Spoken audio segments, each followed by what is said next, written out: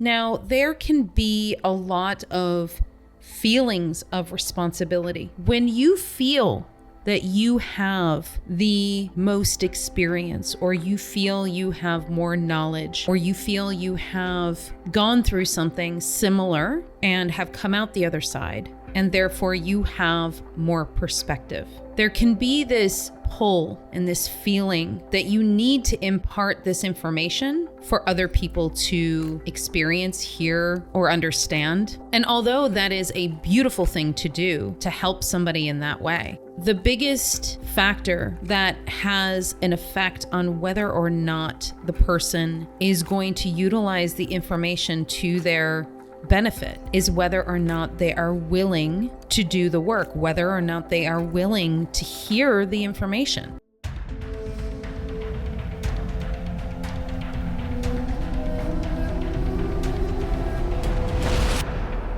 Welcome to the Akashic Recordings. I'm Annette Dalloo, Akashic conduit, channel, and spiritual guidance coach. I want to thank you for joining me today. The Akashic Recordings is created through the cooperation of my clients who have agreed to have their sessions recorded. Of course, with their permission, I am able to share these beautiful sessions with you. If you are interested in booking a session with me, you can go to my website at infinitesoullove.com. I am inviting you to take your intuition to the next level. In the next couple of months, I am launching Soul Discovery Workshop online. This is a 3-month program where you meet with me every single week and practice not only your intuition and your spiritual gifts, discover who you are as a soul, as well as connect with others and practice your intuition so you can have the confidence that you need when you are tapping into that divine source energy and you're trying to get those messages. This workshop is going to take you to the next level. You will also start to learn how to access your own Akashic records. I will teach you how to clear vows and ancestral line traumas. The spots are limited, so I'm going to open registration for a limited amount of time. If you are interested in joining us in this beautiful group of like-minded souls, head to my website at infinitesoulllove.com. There you can head to the contact page and fill out the form, put in the message Soul Discovery Workshop, and I will put you on the waiting list.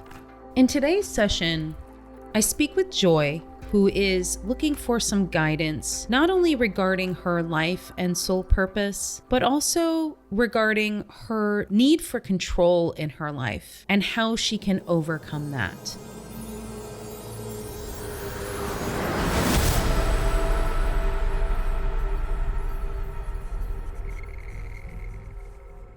So tell me, what would you like to cover today? So I really thought I was on this path of knowing what my purpose was after a long and unfulfilling corporate career, and changed and was doing that work, then didn't have kids and everything fell apart. I guess I want to understand what is my purpose in this lifetime. Okay. Because I feel like I got off track, except I know that what I'm doing now I have to do. You know, my kids are needing a lot of support. So I think that's really the big stuff. What I'm seeing in your root chakra is there's a big gaping hole of vast emptiness, and you're standing on the edge of it and you're saying, hello, like, what is going on down there? Basically, what that says to me is that recently your sense of foundation about yourself and about everything that you are, and as you mentioned, like what you're here to do, all of that has just been kind of like taken out from under you. So now there's no solid foundation. It's just like this big gaping chasm, and you're not quite sure what to do. You're like, do I jump in? Do I just jump in and see what's going to happen? Or do I stay here and wait for that to sort of fill in so it's a little bit more clear as to what's happening? This has to do with your transition right now. You're going through a transition period in your life. And they want you to know also, this is something that I heard very clearly. You don't just have one soul purpose. Some people have one soul purpose. You have multiple soul purposes. And your life purpose is actually tied to those soul purposes. When you're saying that You thought it was one thing and now it's changed to another. It's not that you are sort of switching gears entirely. It is more that you are oscillating between one life purpose to the next. And that's where this lack of foundation is coming in right now, because you're just not quite sure what this change is bringing. You don't know what is happening. We'll get a little bit of clarity regarding that so you can feel a bit more sense of security and safety regarding what you're moving into. So then let's move that energy up to your sacral chakra. I keep on hearing, I want to play. So there's like this childlike wonder that wants to come through in your sacral chakra. You want to be creative. You want to actually just relax and play. And there's not been a lot of opportunity to do that. And you just want to sort of kick back and create. Now, creation doesn't necessarily mean that you have to be a painter or a musician or anything like that, but creation as in like manifesting, like creating what you want for your life. I'm just getting that you're being pulled in a bunch of different directions and you're sitting there going, I just want to daydream about what I want my life to be. And there's just not a whole lot of time for that. So your sacral chakra is supporting you in that. Your sacral chakra actually looks really good and healthy. And that's actually what's kind of pulling you in that direction. Okay. Yay. Something working in my favor. Yeah. That feels right. That feels really right. So then let's move that energy up to your solar plexus chakra. It's like you used to have a lot of confidence and a lot of faith in yourself. And it's like a little light bulb that just went out.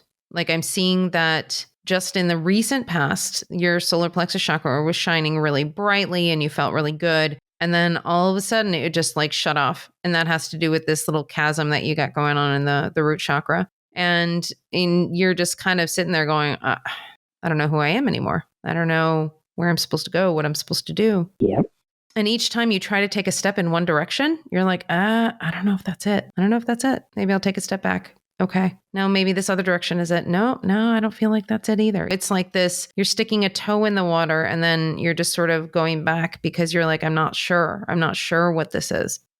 What's happening is I try to take a step and then something that's more urgent or that something else happens with one of the kids or whatever. And I feel like I can't step in any other direction. Like I'm being held back is what it feels like to me. And so you're being pulled back into the other direction. Yeah. Yep. Into the stuck place.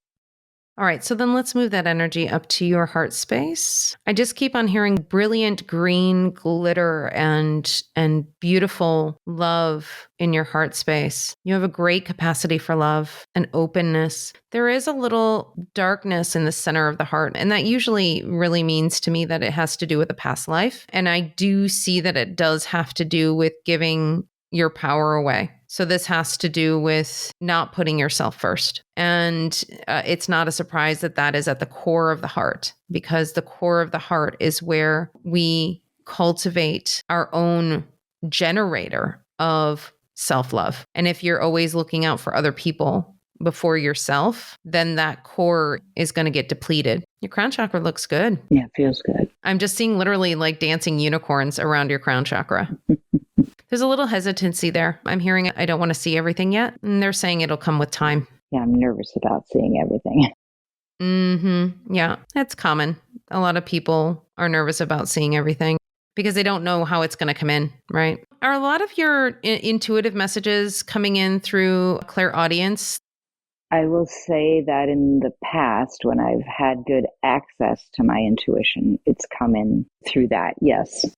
And I feel so not in touch with my intuition right now, lately.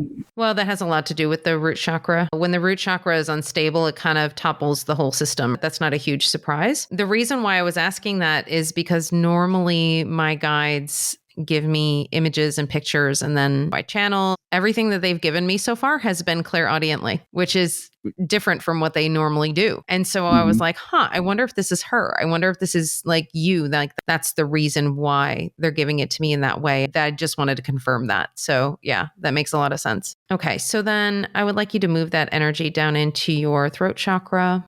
So there's a lot of harsh words going on in the throat chakra.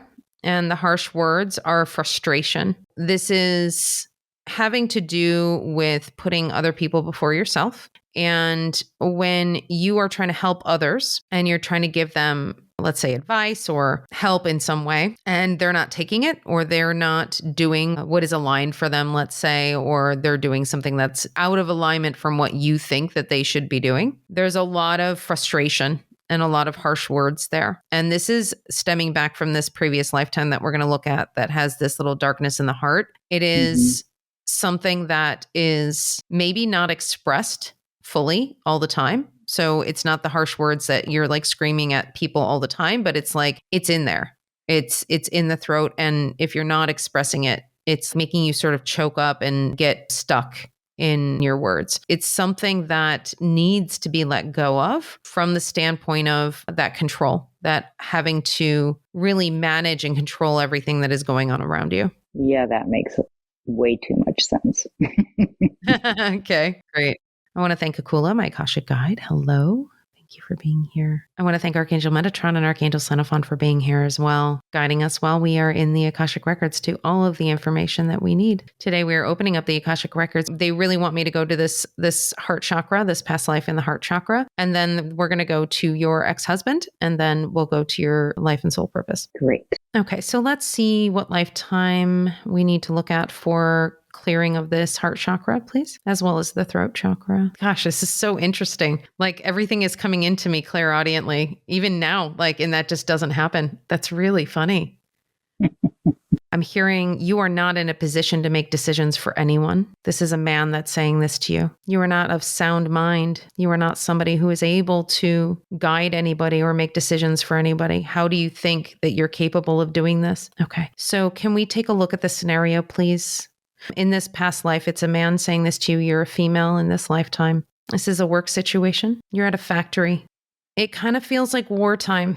It's a recent lifetime. And it feels like wartime when women were working in factories because the men were all overseas fighting. And there weren't a lot of men available to be foremen or managers in this particular factory that you were working in. You had taken on sort of this leadership role, and you were helping people in their jobs. You were helping people in the hierarchy, like organizing things so things were more efficient. You almost took the role of the foreman. And the conversation that I was hearing is that this man who actually was the foreman, but he was a foreman for many, many, many different manufacturing places. So like he had to go between several different factories. He wasn't always there, and he hadn't been to your factory in quite some time. It had been several months. And when he finally arrived and he saw how efficient everything was and how you were actually helping people, meaning that like if somebody had an injury or somebody had a problem emotionally, even like they had lost a husband or a family member in the war, like you would give them time to nurse their grief and get through it. And so you were really compassionate, really loving towards everybody who worked there, and everybody really loved you and followed you to the ends of the earth, basically. And so this guy came in and saw how well everything was working, but he saw your practices and what you were doing and thought that it was just super unconventional and didn't want to have anything to do with it, and basically wanted to take credit for the factory working seamlessly, but wanting to sort of knock you off the pedestal he thought you were on. He started saying that you were mentally unbalanced, that you were not equipped to make these types of decisions. You were not in a place where you could actually help these people.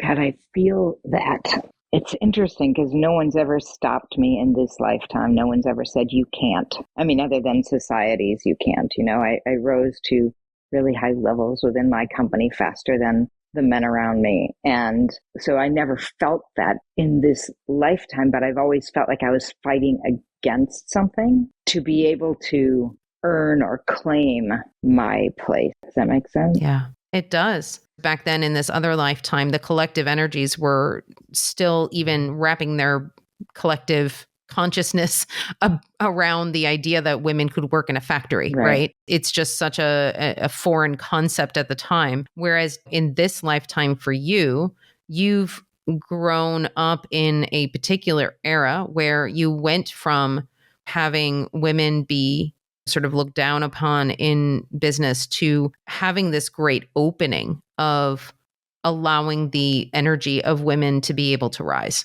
Okay. Yeah. Now, of course, we're not fully there yet, but it is incredibly more open now and has been the last several years than it has been ever. With the changes of the energies and with the rise of the divine feminine and the rise of the divine masculine, even because the control, the pushing down of the feminine, that's distorted masculine. Right. Essentially, the rise of both the divine and of masculine and feminine is allowing that energy to sort of be and exist. The problem with the distortions of the energies, aside from just the distortions, is that when you as a person, as a soul, are doing something in a particular lifetime, as you were in this previous lifetime, you were looking after every single one of these women working in this factory. You were trying to make sure they were cared for, that they had the support they needed, that they knew that their jobs were secure, like all of these things. But what is not in this story in any way? Is me. You. I mean, this is like, Yeah. makes me a little sad. It's like codependency goes back generations. I mean, lifetimes. Yeah. Yeah. Well, and the thing is that codependency sometimes is born out of necessity, right? Because you wanted to be able to give these women a safe place to work, right? And nobody else was going to give it to them. And you knew that you had this ability to take this leadership role and do it. The codependency is rooted in, oh, well, I can save everybody and I don't need to pay attention to myself, my own wounding, my own fears, my own grief. My own needs. Yes, exactly. And part of the reason why this man in this previous lifetime was saying that you were mentally unstable because you had lost somebody, and I'm hearing that it was your husband in the war, you would take breaks and just go somewhere and cry because you had to let it out somewhere, and you weren't properly grieving. So basically, you had heard that he died, you grieved briefly, there was a bit of a ceremony, and then you just went right back to work. And that actually redoubled your efforts in work because you knew you had to support yourself. Because he was not coming back and because you had lost him, you were like, well, I need to throw myself into the work. And that's what you did. And that is what created this disconnect from the core of your heart. Yeah, and that feels, there's a lot of parallels there to what's happening in this lifetime. All right. So is there anything else that we need to know about that lifetime? Not at this time. Okay. I am getting that part of the throat chakra issue that you're having, which is people not doing what you're telling them to do, is because actually in this previous lifetime, all the women looked up to you so much that they did literally whatever you told them to do. If you told them to take time off and go grieve, they would go do that. If you told them to work more efficiently or we need to rally and get this done as quickly as possible, they would all rally. They were 100% behind you. You were very used to that in this previous lifetime. And so now you come into this one and you're like, wait, why isn't everybody just doing what I'm telling them to do? I mean, I think what's hard in this lifetime around this notion of people doing what I tell them to do is that I have always had a strong sense that I actually do have a lot of the answers, and that feels so cocky, like there's so much hubris in that. But I do feel like there's a gift I have around those sorts of things with others and directing and guiding or whatever, that it does make it frustrating when someone is unwilling to listen. Yeah. And that's part of the maturity of understanding that even though you do have the answers, because you do have a lot of them. And even though you're connected so well into your intuition and you know that you could tell somebody this bit of information and it would make their lives easier, you also have to understand that everybody has their own journey. And if taking your advice or doing what you're telling them to do puts them on a path that is not aligned for them, then that's going to sort of wreak havoc on what they're meant to do. So, for example, if you tell them, don't walk across the street over there, they're doing construction, you might fall down a pothole. and they don't do it, but maybe them falling down that pothole was the exact thing they needed in order to rise and in order to get through future problems. Or maybe they needed to go through that because they had to learn how to move through grief or move through pain. Right. But you robbing them of that experience could potentially have detrimental effects in the future. Right. Right. There are so many things that we don't know from a universal standpoint. We know kind of what's sort of in front of us and maybe a little bit ahead of us, maybe a little behind us, but like on a spiritual level, the universe and our guides and our higher self knows so much more than we do.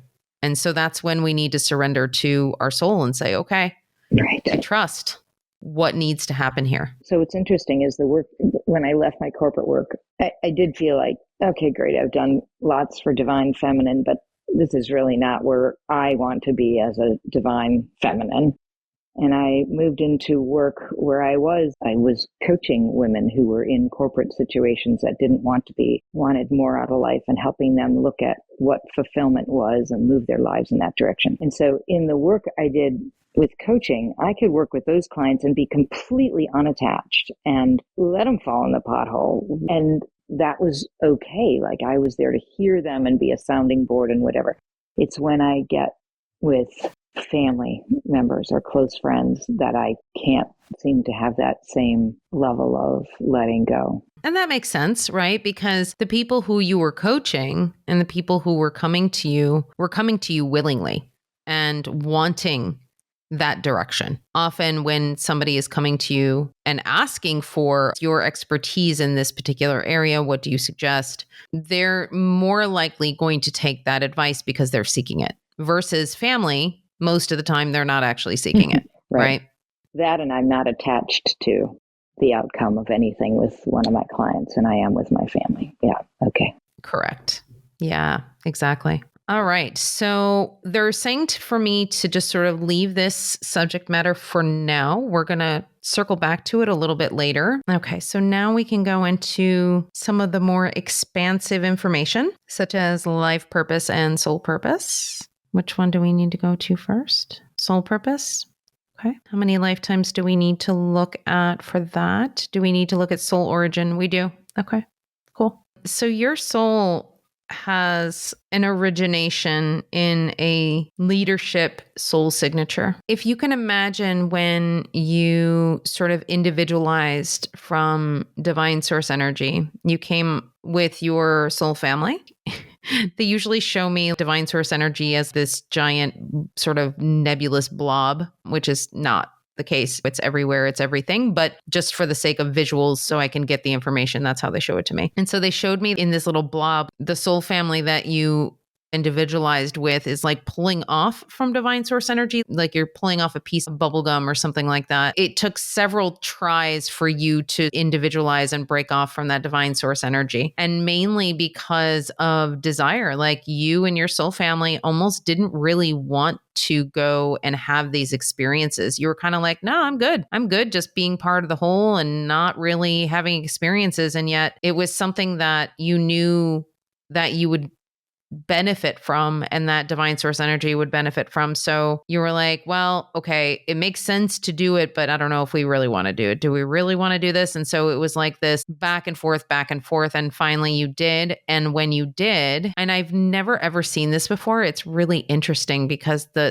all of the souls in your soul family, it's like you couldn't agree on what types of experiences you wanted to have, because every soul family sort of has a particular theme, if you will. Like some soul families will work on unconditional love. Some will work on trust. Some will work on clearing energy grids. And so your soul family was just kind of like, we don't really know what direction we want to go. So you were kind of floating a little bit aimlessly for a while. And this should come as no surprise to you that your soul in particular decided to take the lead. When you talk soul family, that's people that I might experience over multiple lifetimes. Correct. Okay, got it. Yeah, you all help each other out. You basically said, okay, if we have to have experiences, at the very least, let's go have an experience on a planet that is not so harsh. And I'm hearing Pleiades, but it's not Pleiades, but it's similar to that star system. It's a very high vibrational star system. It's really funny because they want me to say this, and this is not just for your benefit, but this is for everyone else's, that essentially we as humans get really stuck on, oh, where did we come from? Like, what did our soul originate in? The short answer is we all originated from divine source energy. That's the bottom line. Mm-hmm. But where did we go first after that? It just happens to be where your souls decided to go based on the energy that you wanted to move towards. And some people say, oh, I'm Arcturian, I'm Pleiadian, I'm this, I'm that. And like everybody's stuck on like the same 3 or 4 star systems. And there are just billions of them. So like there are a lot of different experiences that our souls have had that we just have zero clue about. We have no actual knowledge of. And the guides have shown me some of these places. They don't have names. It's not some place that we would be able to consciously know. Okay. That's why they're saying that it's like Pleiades, but it's not exactly that. So it's about the same energetic frequency. Okay. Which is sort of this high level frequency. And you went to this place to just sort of have some experiences that were not incarnated. You were not incarnated in bodies. It was just sort of having experiences in this particular star system. You did eventually incarnate in bodies in other planets and things like that, but that was later on down the road. You have sort of been the designated leader, if you will, of your soul family. And your soul family has really looked to you to offer up the opportunities and the options. So whereas if everybody's not really sure what to do, where to go, and you're like, okay, well, we have these options. What sounds good to everybody? So you offer up those options and everybody's like, let's do that. Let's do that. That sounds good. Because your soul family was so reticent to even like leave divine source energy. If you can really use that word, it's not that we really leave it. It's just sort of a different form. But because your soul family was so reticent to leave, like you're deciding that let's not do anything too hard. I don't want to do anything too difficult because that just seems very unpleasant. Your whole soul family is kind of allergic to challenges. Then how did I get here? We will find out. I'm hearing music like the Flight of the Valkyries. That's my dad's favorite piece of music. Oh my gosh. Oh, I love that. You were like, okay, guys, we need to do something. We have to like have some more experiences. We can't just stay here stagnant all the time. We need to go and have some experiences on Earth. And in your whole soul family is like, I don't know about that. That looks really hard. And you're like, no, look, we can totally do this. And you were the first person to incarnate on Earth. And you were like, look, this is how it's done. Let's do this.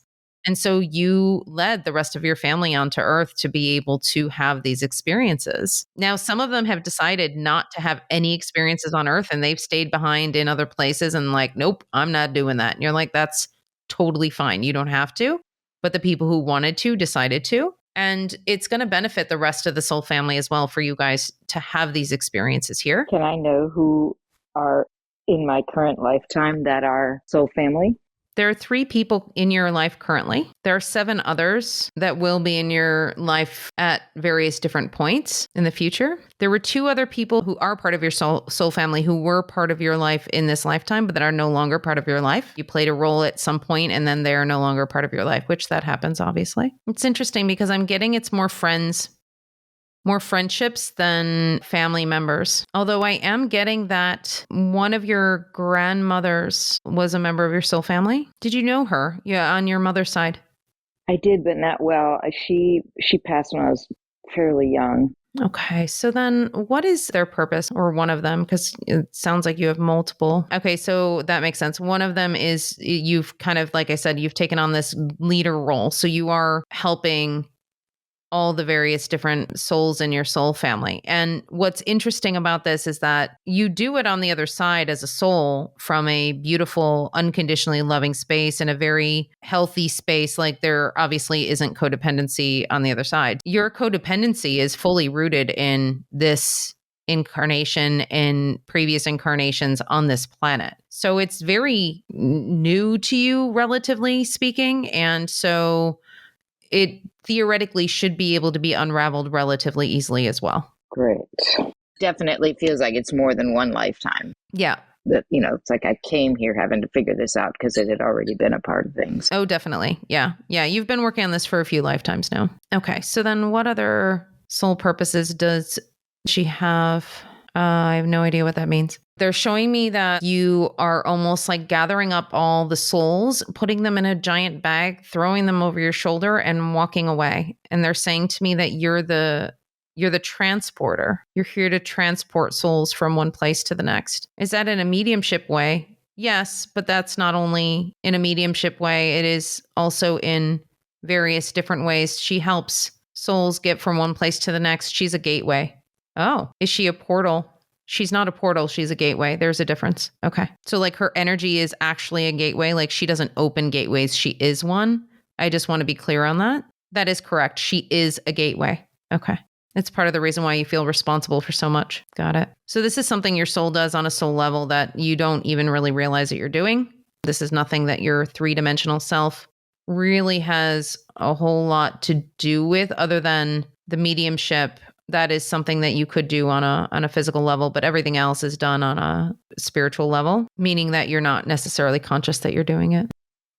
Explain, if you can, what gateway means. Like, is this in this lifetime? Is it related to gateways here and beyond? I'm going to have to channel that information. Can you please explain to us what it means by her being a gateway? Yes, what it simply means is that her energy is an energy that allows souls to pass from one place to the next in a safe and quick fashion. If you can imagine folding time and being able to walk through a doorway from one place to the next. So let's say on one side of the doorway, it is 1935 and the other side of the doorway is 2047. Her energy allows those two times to come together so the souls can cross from one time to the next in order to be able to access the information in the various different periods of time, if you will, on this planet and or places in the entire galaxy. Her reach does not go further than the galaxy that you are currently in, but this allows her to be able to help the souls move from one place to another without being affected by distortions, without being affected by disjointed energy. You have had experience in it with previous clients where they have been experimenting with folding of timelines and dimensions and how that has created energies that are not in alignment, energies that are disjointed. She makes things smooth and safe, if you will, for the energies to move through from one place to the next and allows them to be able to safely get somewhere without picking up any psychic debris, any distortion, or any energies that would have an effect on the soul. This is the best way that we can describe it. On a cosmic level, there is so much more to what she does, but for the sake of the explanation, this is as far as we can take this. Does this have an effect on her energy levels? Does it drain her to do this? It does not. Being a gateway is a pillar of strength, if you will. It just simply is. It's not something she has to be. She just is. It feels like this would be happening outside of time space here, but rather up where divine source is. Mm-hmm. Or is it here? Because I feel like a part of the work that I do when I do my work with individual clients is that, but not related to, 1935 versus 2044, related to pieces in their life today. And that makes sense because what we do on a soul level kind of trickles down to what we end up doing on a human level. So most of the time when people ask, well, what is my life purpose? What is my soul purpose? I'm like, typically what your soul purpose or life purpose is going to be pretty close to what you already do. And it's going to be pretty close to what your natural talents are. Right, right. So it's not surprising that that's what you do in physical, because it is certainly what you're doing on a soul level. Got it. Mm. That makes sense. Regarding your black hole that you've got going on in your root chakra, a lot of this has to do with a fine tuning of where you need to be.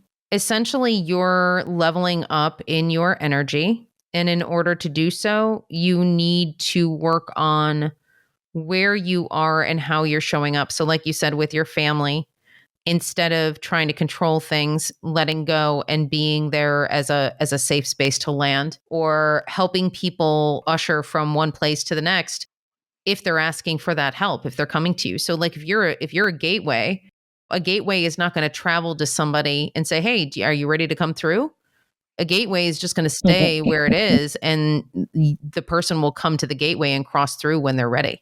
Right? That's what you need to practice doing, is just saying, okay, well, when people are ready, they'll come to me and I will help them through. Your coaching business is not done. It's on pause for the moment. Can you tell me, what are you feeling guided to right now with the coaching business? Not much. I really feel I still coach when I get referrals, but I'm not doing anything to build the business because I'm feeling so mucked down by the day-to-day managing, kids, household, and ex-husband energy. But I do feel it is on pause, and that there will come a time when I can pour more energy into that. I mean, one of the things I've had to do through the course of the divorce was pick up a job to help put food on the table. Mm-hmm.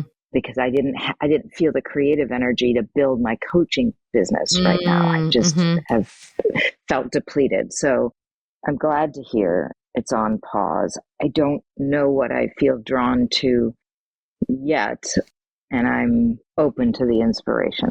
Yeah. And that's okay, because ultimately what they're saying to me is that this is a gift to you. Because imagine if you are there for your family, you're trying to navigate all of that, and then you have to be there for all of your clients. Where is the time for you? They're giving you this time to really work on that space for you, to work on the things that you need to look at within yourself. This is the gift they're giving you. And that also being said, like the part-time job that you got, it was there to help you to just sort of disconnect. Because the thing is that when you are in a place where you are starting to feel overwrought with everything that's going on, it's very difficult to be in that coaching space. Even though it's something that you like doing, even though you're really good at it, it's just, there is an amount of energy that it does take.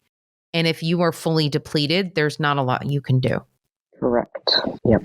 I often find this with my own practice, that there will be big gaping holes where I don't have any sessions. And whenever I see that, I'm like, okay, universe, what's going to happen there, where I'm going to have to take some time, or I just feel guided to take a chunk of time off and things like that. It's happened several times now where it's either like I've felt guided to take some time off, or that all of a sudden I'm just not getting a lot of bookings on a particular week, that I'm just like, oh, okay.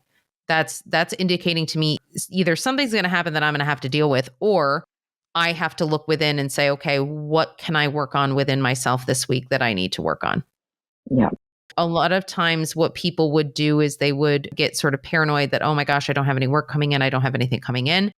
That is not the point. The point is, oh, I don't have anything coming in right now. All right. What do I need to be redirected towards? Yeah. I mean, that's totally what I've been feeling, and given myself a lot of grace to not worry about this pause. Mm-hmm. Exactly.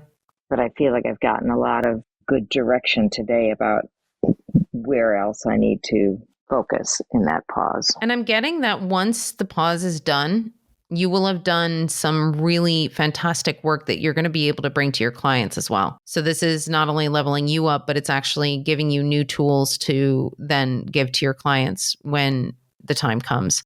And I'm getting that your business is going to be stronger than ever when it's time. It's just, this is just a universal pause that they're like, okay, you know what? You need to take care of all of this first. Yeah. Yeah. Okay, we're going to go into one of this. So you have, it's the 3 soul purposes, the leader, the gateway, and what else? Oh, you're a natural transmuter. That's not surprising. What does that mean? And it goes hand in hand with being a gateway. Okay. So transmuters, basically what you do is your energy takes lower or negative energies and transmutes it into light. If you think of some form of alchemy, like turning metal into gold or, something like that, it's basically kind of what you do. And it makes sense that as a gateway, you'd be a natural transmuter, because if you're ushering souls from one place to the next and you're helping them do it safely without getting any psychic debris, that it would be natural that you would be allowing them to be sort of cleared and transmuted while they're doing the process, or while they're going through the process. You do naturally clear energy. Your energy overall is generally clear in a natural state. There are times when your energy is not clear if you're depleted. It's like a generator, like your natural tendency is to always be clearing energy. Yeah, they're showing me you're not one of those people who really has to sage a house to get all the negative energies out. It just sort of naturally happens with you and your energy. Tricky for me was the energy of my ex is so strong. I mean, even still when I'm in his physical presence, it's so strong, and I cannot transmute that. Mm-hmm. And so I have to separate myself from it. I have to choose to walk away. Mm-hmm. Well, they're showing me it's like the difference between taking an energy and transmuting it and coming across like a giant brick wall. It's much harder to transmute a brick wall than it is to transmute energy that's in front of you. And that's kind of the difference. And so, yes, you're absolutely right. And then there's also certain energies that you're not meant to transmute, that you're not meant to because you're not meant to transmute the world. It's not like you are a big HEPA filter for the universe. You know what I mean? You're here to help the souls you're meant to help. You're here to help your own energy, and whatever you are meant to do in any given moment, in any given incarnation, there's sort of a list of parameters of where your transmutation abilities are sort of given boundaries between, okay, so yes, you're here to transmute this, but maybe not that, right? You're absolutely correct in that there are certain energies you're just not meant to help with. I say that out loud because I think that there have been times in my past where I've felt like, no, just keep trying a little harder. They're giving me the analogy that you're standing in front of the big brick wall and you just threw a ball at it and it just kind of came back and hit you in the head. Yep. Mm-hmm. It's happened a time or two. Mm-hmm. Yeah. So I am going to close the Akashic Records. I want to thank Akula, my Akashic guide. Thank you so much for being here. Thank you to Archangel Metatron and Archangel Xenophon for being here as well. Thank you. The records are closed. The records are closed. The records are closed. Thank you. Beautiful. All right. How do you feel? Validated. Lovely. Yeah, it's a great thing to, you can get so confused living in day-to-day life. Mm-hmm. Take things to mean things that they don't, or start to doubt myself, and hearing these things is very validating and offers broader perspective than, oh my God, how is this thing going to resolve itself? It's like there's a bigger picture. Yeah. That feels really good. Oh, I'm so glad. Excellent. Thank you. You're very welcome. Wonderful. Talk to you soon. Have a great day. You too. Right, bye. Take care.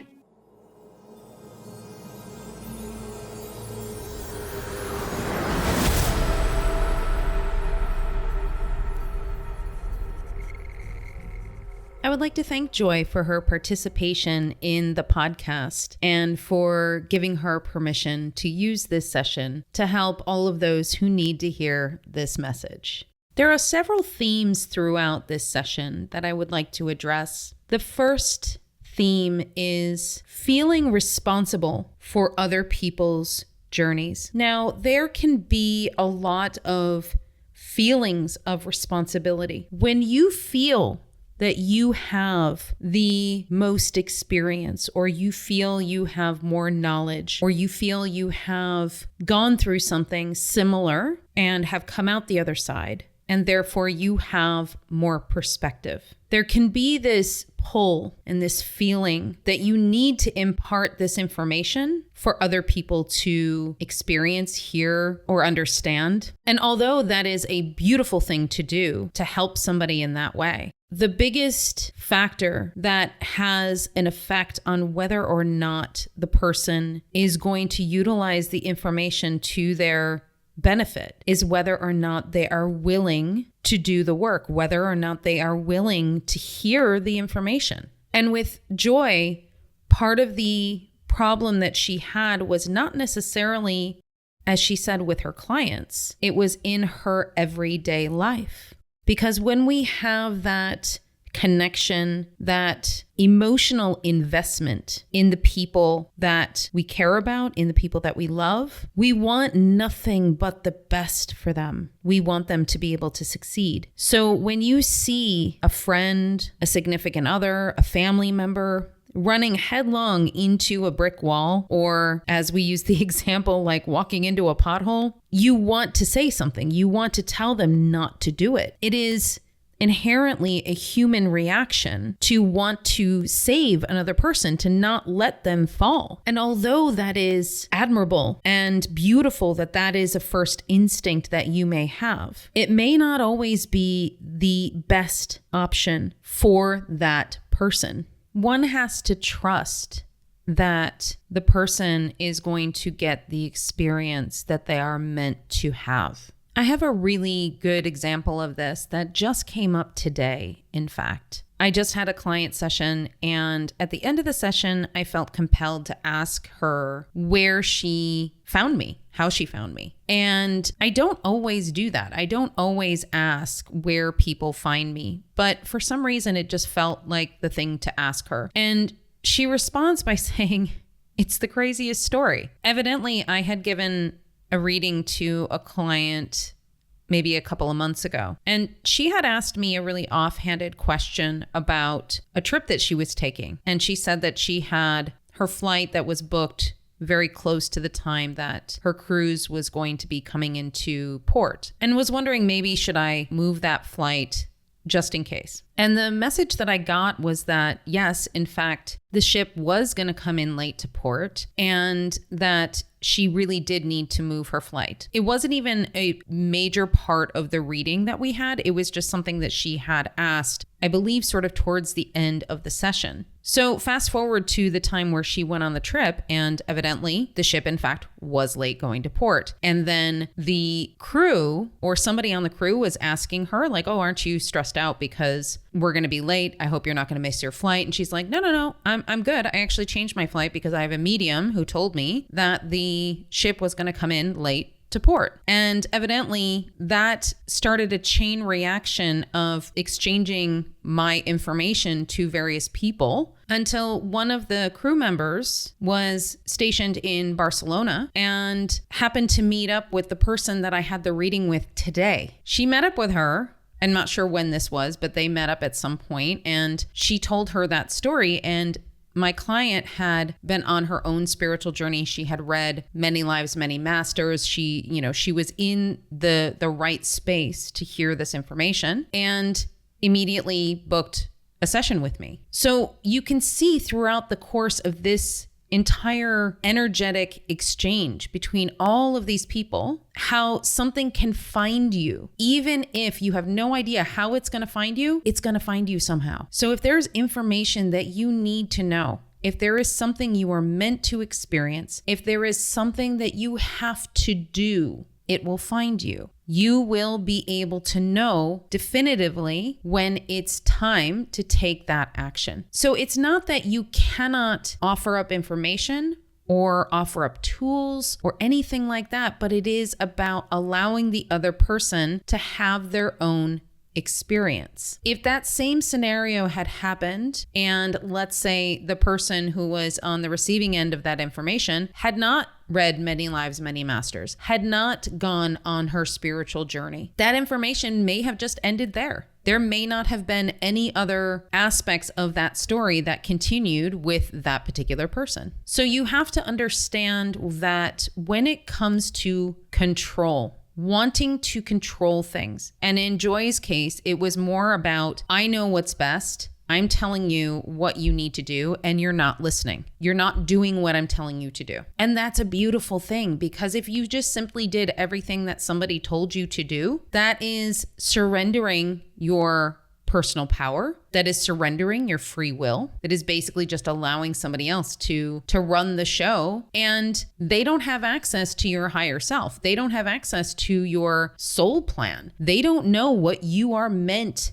to experience. Of course, you can have a mentor. Of course, you can have somebody who guides you. That is highly, highly recommended, in fact. But if you are in a place right now where you feel anxious, irritated, angry even, that somebody isn't taking your advice or somebody isn't listening to you, that is a moment where you need to turn within. When you turn within, you start to ask yourself, what is this need I have to control what this other person does? Where is it within myself that I feel that if this person doesn't listen to me, that maybe I am less than? Maybe my opinions or my experiences aren't worthy to them. Or maybe it is just a fear that something bad could happen to the person if they don't listen to you. When you don't actually know if something bad is going to happen to the person if they don't listen to you. They could in fact have a completely different experience than you expected them to have, and it turns out better than they ever expected and better than you ever expected. So I want you to take a moment right now, and I want you to think about and feel into the places in which you might be trying to control something. It's not about being a control freak, so to speak. It's not about controlling others even. It can be as simple as trying to control absolutely everything you eat, absolutely everything you do, controlling your schedule, controlling what happens every single day, making sure that everything happens exactly as it should. And I want you to feel into the energy that is the strongest for you. And I'm going to give you an example for myself. For me, ironically, given the fact that I can tap into future timelines, my whole life I've had a fear of not knowing what's going to happen. And so in order to combat that, I would always constantly want to know what's happening. What is happening with this person? What is happening with that person? What is happening with my schedule? What is happening tomorrow? If I make this plan to do this thing, is it going to be okay? And that can be exhausting to always be in that worry energy. And so once you shift and change that energy to knowing that everything is going to work out, that even if it is an unpleasant experience, it is something that's going to show you something that you need to know or that you need to learn. There are times when our nervous system is just completely out of whack. And when that happens, that's when the control issues can start to come up and get worse. That's why when it comes to identifying why you feel the need to control, where those fears are coming from, and how to manage them, it's going to make things so much easier for you when you are in those spaces of having a lot of stress, when your nervous system is completely tapped out. Because the one thing that I have learned throughout the course of my journey regarding control is that the harder you grip, the more you try to control, the less you actually have control. And so what happens is you are trying to grab onto something so tightly that you end up burning yourself out. And when you burn yourself out, the only thing that you have left to do is to let go. Now, does that mean that you're never going to plan anything, that you're never going to try to affect the outcome of anything? Of course not. Of course, there are going to be times when you are going to need to plan, but the universe is going to show you the places where you need to let go. And in my life, one of the things that has been happening over the last couple of years, which I find incredibly amusing now, wasn't finding it terribly amusing at the time, but just scheduling. I was always a big planner. Like I would plan everything down to the last letter. And eventually I started realizing that you can't plan for every eventuality. You have to be able to be flexible. You have to be able to move with the energy of what's going to happen. What I did, this became very clear last year when I traveled to Los Angeles for the holidays. And the way that I had booked the flight was that I was trying to save a few bucks, which I shouldn't have done because it would have been just incredibly difficult because I was flying into LAX. My sister lives in Orange County. Orange County has its own airport, so I should have just flown in there, but I was like, oh, it's a few $100s more. I'm not going to do that. But it ended up being just a total mess because the flight was delayed. I ended up in the middle of a parking lot somewhere trying to get an Uber at like 1:30 in the morning. It was just kind of a disaster. I had booked the flight coming home to Paris from LAX as well. But in between there, I was going to Mexico. So I was going to fly from LAX to Mexico, Mexico back to LAX, and LAX back to Paris. Bonkers. Just to save a few bucks. And I'm like, you know what? I'm never doing that again. And in fact, the opposite is true. I am from now on going to book flights that are absolutely changeable because what I ended up doing was I ended up changing that flight. Instead of flying from Mexico back to LAX before going to Paris, I skipped that entire leg and just flew directly from Mexico. This is just one example of trying to be in a place of having flexibility. You might ask me, well, you predicted the other woman's cruise was going to come in late. Why didn't you predict this? And I'm like, well, because I actually didn't even check in. I didn't even check in with my guides before getting on that plane because really I don't check in on absolutely every little thing. I do for certain things, but when it's just a regular flight and I'm going somewhere and I'm not getting any signs or information, then sure, I'm not really going to do anything. But at the same time, my guides might not have given me signs because I needed to learn that lesson the hard way, right? Because had they said,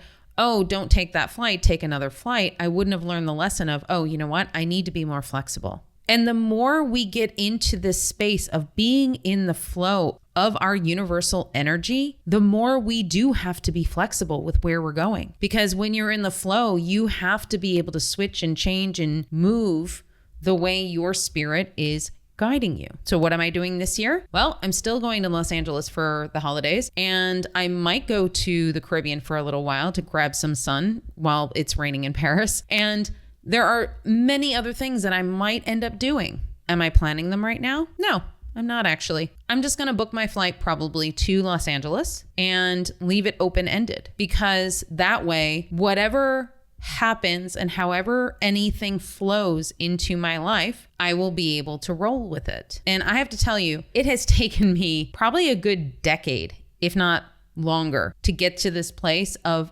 loosening my grip, not being so controlling, being able to go with the flow and saying, you know what? It's cool. I trust what's going to happen. And that's the key. I trust what is happening in my life for me. I'm going to give one more example because I'm feeling guided to. This was an amusing synchronicity. And again, having to do with a cruise, which I find really funny that this story is coming up now. My sister and I were going on a Disney cruise. This was a couple of years ago. And we were all excited.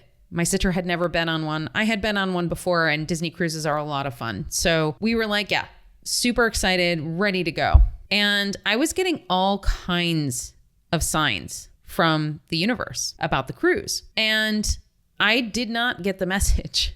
Not only did I not get the message, but I don't think I even really checked in super deeply about it. Because once you book your cruise, like, I think that's pretty much it. I'm not sure that we would have been able to cancel it or move it or anything like that. But now in hindsight, thinking about it, maybe we would have been able to move it. But the sign that came in was not particularly clear to me, but it was a loud sign. I have a friend who gives wine tours in Lyon. Her name is Caroline. And she also does wine tours in other places as well. And she just happened to be giving a wine tour and was talking to this man and his wife. And turns out it was somebody who was a captain of a cruise ship for Disney Cruise Lines. And so my friend was like, oh my God, that's crazy. My friend is going on a Disney cruise.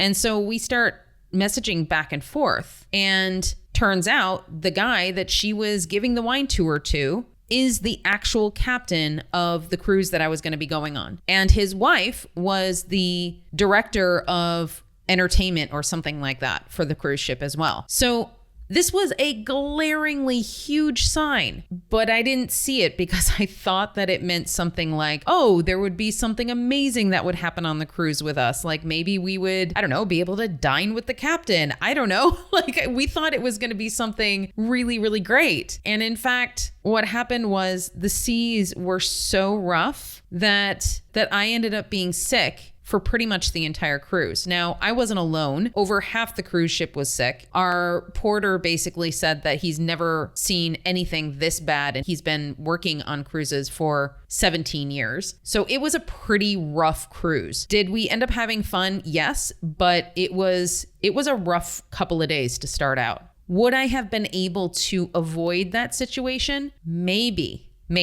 Did I need to experience that situation? Also, maybe. Maybe the experience my sister and I had on that cruise was something we needed to experience for whatever reason. So letting go of control doesn't necessarily mean that you are going to only manifest unicorns and rainbows all day, every day. I only hope the best for you and for all of us. And I do hope for unicorns and rainbows all day and every day. That's just not the reality of where we live. We live on a planet with duality. We live on a planet where we came here to learn, where we have things that we need to do, lessons that we need to learn. So really connect with that place within yourself that is holding on tightly to something. And just imagine yourself letting it go just for a second. You don't have to let it go for very long. Just let it go for a couple of seconds and breathe. Deep breath in through the nose, out through the mouth, and exhale. And if it still feels too scary to continue letting go of that thing, whatever it is, you can pick it up again. It's up to you. But practice this. Practice letting go. Practice accepting and visualizing your highest and greatest outcome. And know in your heart that it is true. My favorite thing to ask of my angels and guides is for the experience that I am meant to have in my highest and greatest timeline. If you notice, I'm not saying, please remove any negativity and all unpleasantness from my life entirely, right? Although that would be my desire, but at the same time, if there's a lesson I need to learn, then maybe I need some contrast in order to learn that lesson. The quicker we learn the lesson, the quicker we can move on from whatever that contrast is. So the harder you hold on, the tighter you hold on, the longer that contrast will persist. The second theme that I want to address, and this is not going to take very long, but it is something that I wanted to mention. The concept of having multiple soul purposes. Now, not everybody has multiple soul purposes, and you may want to ask, well, is it me? Do I have a multiple soul purpose? It doesn't necessarily really matter, because if you need to know what your soul purpose is, you'll feel guided to ask. You'll feel guided to know what that is. And if you don't know what a soul purpose is, it is essentially what your soul came to Earth to do. I like to describe it, and I think I did in the previous podcast episode, but I will explain it here again, which is the soul purpose is your overarching story. It is the whole book. It's the whole movie, if you will. Your life purpose is simply the chapter. It's one small portion of your soul purpose. Most of the time when I see multiple soul purposes, they work really well together. So for example, with Joy's soul purposes, she had a soul purpose of transmutation and being a gateway. And those two things work really, really well together. And then also being the leader, being able to guide and lead. So those three soul purposes are symbiotic and really create an energy that is unique to her. And the question you might have is, what if I only have one soul purpose? Well, that's fine too. It's all based on your individual soul signature, your soul family, what your soul family came here to do, what your role in the soul family is. There are also times when you may have had a soul purpose and maybe you completed that soul purpose. And so maybe you're now on to the next one, maybe the second or third or fourth. So it's all very individual based on each and every soul, what your soul origin is. You might also have soul purposes that get uncovered over the course of time. So maybe you're not ready for a particular soul purpose. And over the course of lifetimes, You have been working on one particular thing, and until you're finished working on that thing, you cannot unlock another, in which case the other soul purpose will go in tandem with the new one and create a new energy. The one thing I want to instill upon everyone is that divine source energy, universal consciousness, energy in general, it's infinite. Anything can happen. Anything. We have a tendency to put ourselves in these boxes that, oh, we are this type of soul. We are that type of soul. This is my mission. I have to accomplish this mission. Maybe, maybe not. There is no have to. There is no, I must do this by this time or else. There are a lot of spiritual teachers out there who will say things like that, and I completely disagree. I do not believe that there is any punishment or consequence or being left behind because you are not accomplishing something in enough time. There's always more time. There's always another lifetime. And most of us have been working on all of these things for many hundreds and hundreds, if not thousands of lifetimes. So just relax. It's okay. If you're not achieving everything that you were meant to achieve in this lifetime, it's okay. And for those of you who feel like the time is running out for this lifetime, it's okay. You will just pick up where you left off in the next one. So don't worry that you're not going to achieve or accomplish what you came here to do. Because the fact that you are listening to this podcast says to me that you've already done so much for not only you, for your energy, for your soul family, but for the people that are around you. If you are consciously connecting as much as you can, if you are doing the best that you can, that is the best thing you can do. Thank you so much for listening this week. Stay tuned next week for another new episode, and I will speak to you next time. If you're enjoying this podcast, it would be really amazing if you could like, share, and subscribe. Wherever you listen to podcasts, whether it's Apple or Spotify, feel free to give it a review if you feel called. If you are following me on YouTube, make sure you subscribe and hit the bell so you are notified for every single new episode of the Akashic Recordings. If you feel called to book a session with me, you can always reach me at infinitesoullove.com, and you can book directly on my website. Thank you so much for all of your support, and I can't wait to connect with you next week.